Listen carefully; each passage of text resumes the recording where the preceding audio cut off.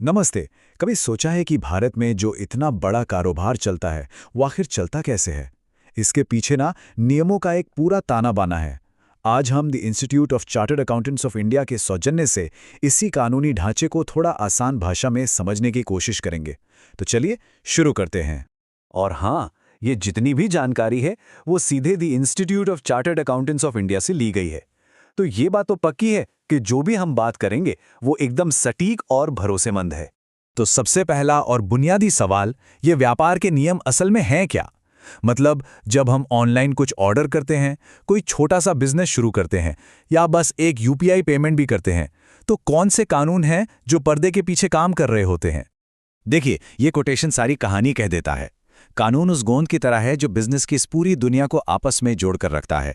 ये पक्का करता है कि हर कोई, चाहे वो एक छोटी सी दुकान हो या एक बहुत बड़ी कंपनी, एक ही नियम के हिसाब से काम करे। तो ये कानून इतने जरूरी क्यों हैं? ये सिर्फ किताबों में लिखी बातें नहीं हैं। असल दुनिया में इनके कुछ खास मकसद हैं और ये हम सब पर असर डालते हैं। देखिए, इन कानूनों के 3 मुख्य काम हैं। पहला, ये बिजनेस और समाज के बीच के रिश्ते को तय करते हैं। दूसरा, अगर कभी कोई झगड़ा या विवाद हो जाए तो उसे सुलझाने का एक तरीका देते हैं। और तीसरा और सबसे जरूरी, ये एक ऐसा सिस्टम बनाते हैं जिस पर सब भरोसा कर सकें। सोचिए, अगर ये सिस्टम ना हो तो बिजनेस करना कितना मुश्किल और जोखिम भरा हो जाएगा। तो ये कानूनी ढांचा असल में दिखता कैसा है? चलिए अब इसके सबसे जरूरी हिस्सों को एक एक करके देखते हैं। भारत का पूरा बिजनेस लॉ समझिए इन्हीं 7 खास कानूनों पर टिका हुआ है। यही वो बुनियाद है जिस पर सब कुछ खड़ा है। शुरुआत होती है भारतीय अनुबंध अधिनियम 1872 से। ये हर तरह के समझौते, हर तरह के अग्रीमेंट की नींव है। ये कानून पक्का करता है कि जब कोई सौदा किया जाता है तो वो कानूनी रूप से मान्य हो। अच्छा, वादा तो हो गया, पर जब असल में कोई चीज़ खरीदी या बेची जाती है, जैसे कि फ़ोन या कोई और सामान, तो वहाँ पर माल की बिक्री अधिनियम 1930 काम में आता है। अब आते हैं बिजनेस करने के तरीकों पर। अगर 2 या 2 से ज़्यादा लोग मिलकर कोई काम शुरू करते हैं तो उन पर भारतीय भागीदारी अधिनियम 1932 के नियम लागू होते हैं। पर अब एक नया और ज़्यादा फ्लेक्सिबल ऑप्शन भी है जिसे लिमिटेड लायबिलिटी पार्टनरशिप कहते हैं। इसका कानून 2008 में आया और ये पार्टनरशिप से ज़्यादा सुरक्षा देता है। और अगर सपना कुछ बड़ा करने का है, मतलब एक बड़ी कंपनी बनाने का, तो उसके लिए है कंपनी अधिनियम 2013। बिजनेस सेट हो गया, अब पैसे का लेन देन कैसे होगा?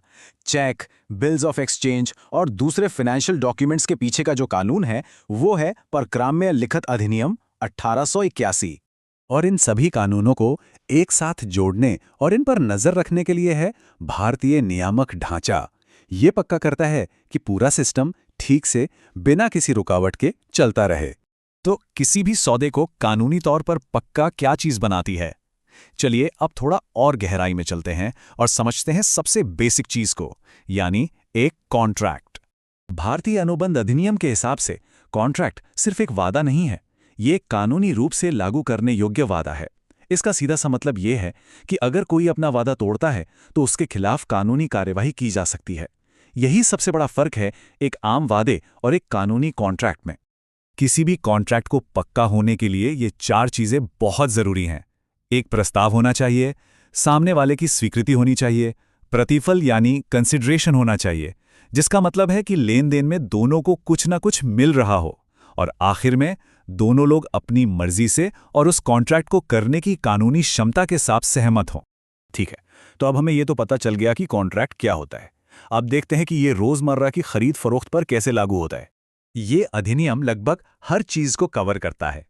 सोचिए कि हम एक नया फोन खरीद रहे हैं, तो ये कानून तय करता है कि बिक्री का कॉन्ट्रैक्ट कब बना, फोन की वारंटी क्या होगी, हम कानूनी तौर पर उसके मालिक कब बने, और अगर किसी ने पेमेंट नहीं की तो बेचने वाले के क्या अधिकार होंगे। चलिए अब आते हैं उस सवाल पर जो हर बिजनेस शुरू करने वाले के मन में होता है, अपनी कंपनी को रजिस्टर कैसे कराएं और इसके लिए कौन कौन से कानून हैं जो रास्ता दिखाते हैं। ये टेबल तीनों मुख्य तरीकों की तुलना करती है। देखिए, पार्टनरशिप सबसे सीधी सादी है, लेकिन इसमें बिजनेस का सारा जोखिम पार्टनर्स पर व्यक्तिगत रूप से आता है। एलएलपी इन दोनों के बीच का एक रास्ता है जिसमें पार्टनरशिप का लचीलापन और कंपनी की सुरक्षा दोनों के गुण हैं। और फिर आती है कंपनी, जो सबसे ज्यादा सुरक्षा देती है, लेकिन इसके नियम कानून भी सबसे ज्यादा हैं। चलिए, बिजनेस का स्ट्रक्चर तो चुन लिया, अब सबसे जरूरी चीज पैसा, पेमेंट का लेन देन कैसे होगा, इसके भी अपने कानून हैं जो पैसे के फ्लो को बनाए रखते हैं। ये कानून भले ही बहुत पुराना हो, पर आज भी ये बहुत काम का है। यही वो वजह है कि जब कोई चेक देता है तो वो महज एक कागज का टुकड़ा नहीं होता, बल्कि एक कानूनी वादा होता है जिसे निभाना ही पड़ता है। तो अगली बार जब कोई छोटी सी भी खरीदारी करे या ऑनलाइन पेमेंट करे, तो एक पल के लिए जरूर सोचिएगा कि कैसे ये सारे अदृश्य कानून उस एक छोटे से लेन देन को मुमकिन बना रहे हैं। ये एक बहुत बड़ा और कॉम्प्लेक्स सिस्टम है, पर सच तो ये है कि हमारी आज की बिजनेस की दुनिया इसी की नींव पर खड़ी है।